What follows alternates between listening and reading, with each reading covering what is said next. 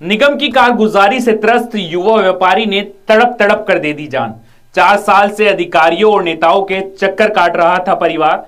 नगर विधायक भी नहीं दिलवा सके न्याय। मौत के बाद अपनी गर्दन बचाने की जुगत में लगे निगम के अधिकारी। सवाल बड़े हैं, आखिर कौन है विवेक जुनेजा की मौत का जिम्मेदार? क्या विवेक जुनेजा के परिवार को मिलेगा इंसाफ?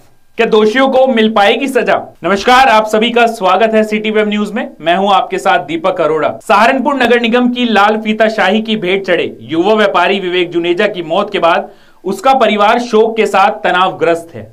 आपको बता दें, खुमरानपुर बाजार पर युवा व्यापारी विवेक जुनेजा की दुकान को बिना किसी अन्य जगह कोई दुकान या स्थान आवंटित किए बिना 5 साल पहले 2018 में तोड़ दिया गया था। मृतक व्यापारी और उसके परिवार ने इसका विरोध किया तो उन्हें आश्वासन दिया गया कि उन्हें जनमंच के निकट मार्केट में दुकान अलॉट कर दी जाएगी, जिस पर व्यापारी मान गए। लेकिन दुकान तोड़ने के बाद निगम के दिए आश्वासन का समय पूरा होने के बाद भी कुछ नहीं हुआ। व्यापारी और उसका परिवार बार बार नगर निगम अधिकारियों के चक्कर काटता रहा, लेकिन उन्हें दुकान आवंटित नहीं की गई। बेरोजगारी, आर्थिक तंगी के साथ ही नगर निगम के अधिकारियों की लाल फीताशाही, झूठे आश्वासनों ने विवेक जुनेजा को अवसाद में डाल दिया। पीड़ित का परिवार जहां पिछले 3 सालों से विवेक जुनेजा के इलाज को अस्पतालों के चक्कर काट रहा था, वहीं उसके बुजुर्ग पिता निगम अधिकारियों के चक्कर काटने में लगे रहे। एकमात्र रोजगार खत्म हो गया, परिवार कर्जे में डूब गया, घर का मकान भी कर्जे में नीलामी की कगार पर आ गया, लेकिन फिर भी किसी ने उन्हें न्याय नहीं दिया। इतने तनाव और बीमारी से जूझ रहे विवेक जुनेजा ने 13 दिसंबर को प्राण त्याग दिए। आज उसका परिवार बेसहारा है, छोटे छोटे बच्चे बेसहारा हो गए, बुजुर्ग माता पिता की आंखों में आंसू नहीं है। पीड़ित मृतक व्यापारी के परिजन क्या बता रहे हैं, सुनिए उन्हीं की जुबानी। मैं विवेक जुनेजा की सिस्टर हूँ। हम इस समय इतनी ज़्यादा परेशानी में हैं, जब से शॉप्स टूटी हैं उसके बाद से हमारा भाई बिल्कुल बेड से उठा नहीं। वो अवसाद की स्थिति में ऐसे आ गया था, डिप्रेशन में इतना ज़्यादा आ गया, शॉप ही करता रहा, लेकिन हमारा किसी ने भी कुछ नहीं सुना। हम इस एक गरीबी रेखा होती है ना, उससे भी निम्न स्थिति में है मेरे माँ बाप।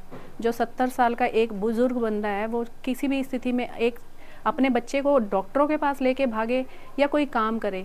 4 साल से इनकी सोर्स ऑफ इनकम कोई नहीं है, सभी बेटियाँ इनका कर रही हैं और इतने ज़्यादा परेशान है वो अपनी परेशानी बता भी नहीं सकते, लेकिन इनके बारे में किसी ने भी कुछ नहीं सुना।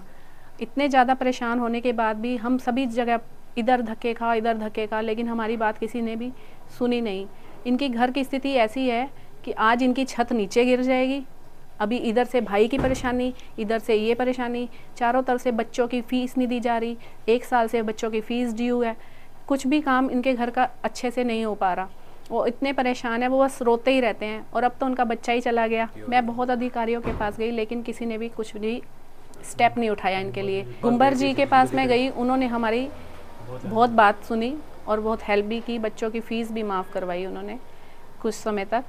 लेकिन अभी ये लोग इतना परेशान है कि अब हमारे पास शब्द ही नहीं है कहने के लिए कि बंदा इतना परेशान हो भी सकता है।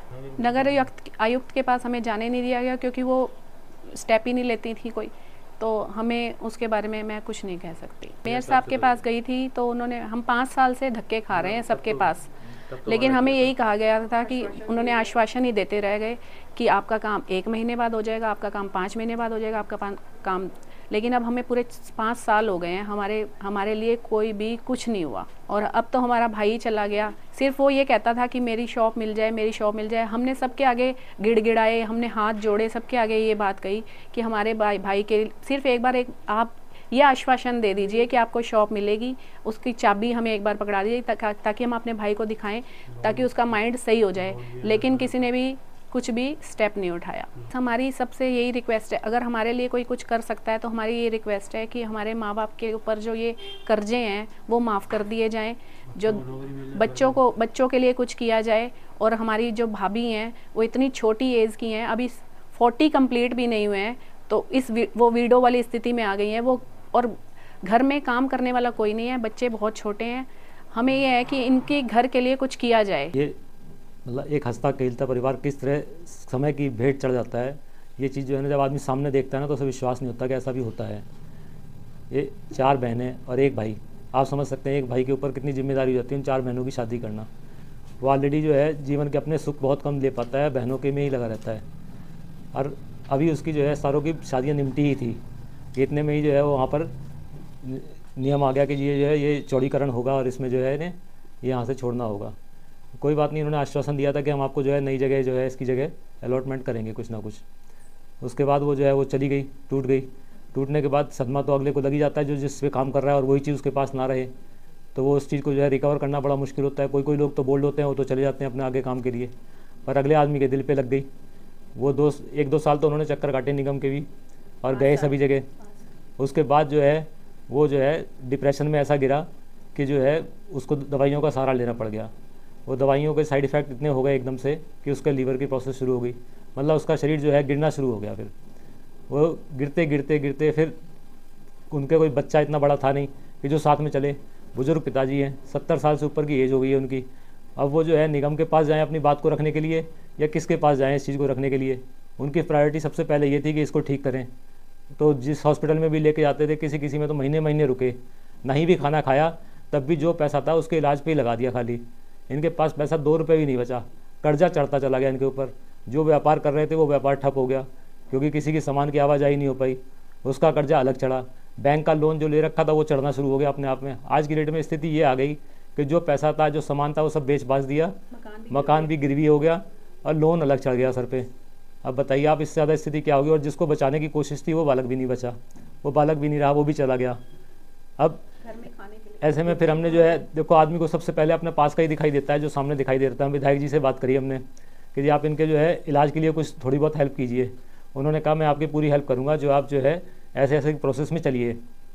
हम उस प्रोसेस पे चले। उन्होंने ऐसा नहीं है, उन्होंने हेल्प भी करी। इन्होंने कहा कि कम से कम इनके बच्चे पढ़ते रहें, इनकी स्कूल ना रुके। उन्होंने उसके लिए उन्होंने फ़ीस भी उन्होंने माफ़ कराई, 2 बार माफ़ कराई उन्होंने फ़ीस।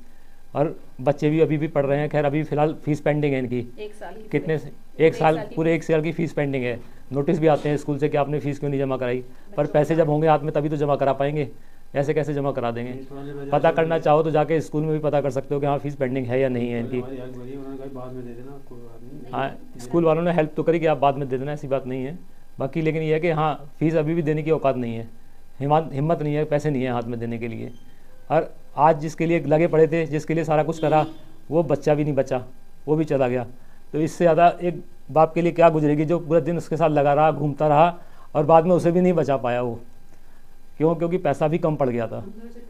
मामला यहीं खत्म नहीं होता। विवेक जुनेजा की मौत के बाद नगर निगम की मनमानी और न्याय दिलाने में बेबस नजर आए नगर विधायक राजीव गुंबर ने उक्त मामले में दोषी निगम अधिकारियों की शिकायत सीधा मुख्यमंत्री से की है। लेकिन इससे पहले कि ऊपर से कोई जांच हो या आदेश आए, उससे पहले ही निगम द्वारा मृतक व्यापारी की मौत से 1 दिन पहले उसे दुकान आवंटित करने का आदेश जारी किया गया है, जिस पर जोरदार सवाल खड़े हो रहे हैं। परिवार आरोप लगा रहा है कि अपनी गर्दन बचाने के लिए निगम पुरानी डेट में आदेश दिखा रहा है, जबकि उन्हें इस बारे में कभी बताया ही नहीं गया। निगम द्वारा जारी आवंटन पत्र में जो लिखा गया उससे भी साफ हो रहा है आखिर बोर्ड में प्रस्ताव पारित होने के बावजूद आवंटन में जानबूझकर देरी की गई है। हमने इस संबंध में नगर आयुक्त से बात करने की कोशिश की, लेकिन उधर से कोई जवाब अभी तक नहीं मिला है। जब हमने इस मामले में सहारनपुर विधायक राजीव गुंबर और महापौर डॉक्टर अजय सिंह से बात की तो उन्होंने क्या कहा, सुनिए। नहीं, उस दिन हम लोग बैठे थे। उस दिन नगर आयुक्त ने ये कहा कि इनका किराया बाजार दर पर तय होना है, जिस पर महापौर महोदय मैं थे और वो थे जिन्होंने कहा कि इसे आप 2-3 दिन के अंदर निश्चित करें। लेकिन 1 हफ्ता फिर बीत गया, कोई कार्रवाई नहीं हुई और उसकी दुखद मौत हो गई। मेरी जानकारी में आया, मैंने इस विषय को पूरा उसी दिन जिस दिन माननीय उस व्यापारी की दुखद मौत हुई, युवा व्यापारी की, मैंने माननीय मुख्यमंत्री जी को पत्र भी लिखा और मेरी जानकारी में आया कि शायद आज उसे बैक डेट के अंदर आवंटन दिखाकर उसे आवंटित उस स्वर्गीय व्यापारी के नाम कर दी गई। जबकि उस दिन भी कुछ अखबार वालों ने नगर आयुक्त से उनका वर्जन लिया तो उन्होंने आवंटन की कोई बात नहीं कही 11 तारीख में या 12 तारीख में, और आज उसका आवंटन दिखा दिया गया है। मैं निश्चित रूप से पूरा ऊपर तक माननीय मुख्यमंत्री तक पूरी स्थिति को अवगत कराऊंगा। तो आप कह रहे हैं कि नगर आयुक्त ने बैक डेट में इसको इशू किया है? बिल्कुल बैक डेट में किया, मैं इस बात को कह रहा हूं क्योंकि मेरी नगर आयुक्त से उस दिन बात हुई जिस दिन उस व्यापारी की मौत हुई। मेरी उस दिन सारे अधिकारियों से बात हुई, अखबार के लोगों ने नगर आयुक्त का स्टेटमेंट लिया। यदि उन्होंने उस दिन आवंटन उससे 1 दिन पहले किया होता तो अखबार के लोगों भी वो उसका अपना वही बयान देते और मुझे भी देते। ये केवल अपनी जान बचाने के लिए और लोग अपनी जिम्मेदारी को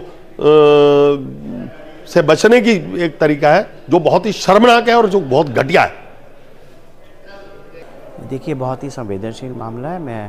मेरी पूरी संवेदनाएं और मैं बहुत ही इस चीज़ को लेकर, जब से घटना घटी है 3-4 दिन से, बहुत ही व्यथित हूँ।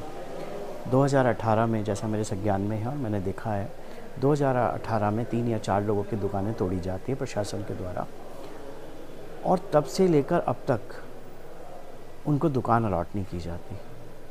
बहुत सारे इसमें विषय हैं जिसकी मैंने विस्तृत इंक्वायरी मांगी है अभी 13 तारीख को, 14 तारीख को, कि मुझे बिंदुवार इंक्वायरी दी जाए। अगर किसी व्यक्ति को, हम लोग तो बेरोजगार लोगों को रोज़गार देने की बात कर रहे हैं, अगर किसी का दुकान उजाड़ी गई थी, किसी की दुकान जनहित के किसी कार्य के लिए ली गई थी, तो इन 7 वर्षों में हमारी सरकारें थी, हमारे प्रतिनिधि थे, तो हमने दुकान क्यों नहीं अलॉट कराई? क्या ऐसे कारण थे जिसके कारण ये आज तक ये चलता रहा? अभी पिछले 15 से 20 दिनों से मैं और विधायक जी दोनों लोग बहुत ही चिंता में थे और लगातार इस चीज़ को लेकर बैठक कर रहे थे।